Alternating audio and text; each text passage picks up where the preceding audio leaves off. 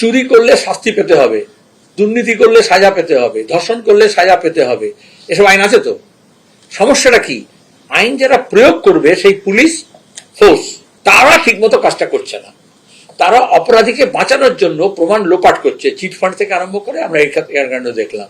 তো এখন এটা থেকে বাঁচানোর জন্য, দৃষ্টি ঘোরার জন্য যারা বলছে আইনটাকে কড়া করতে হবে, নির্ভয়ার কাণ্ডের পরে তো নতুন আইন করা হলো, কিন্তু আমাদের দেশে ধর্ষণ হলে অধিকাংশ ক্ষেত্রে পুলিশ এফআইআর নেয় না।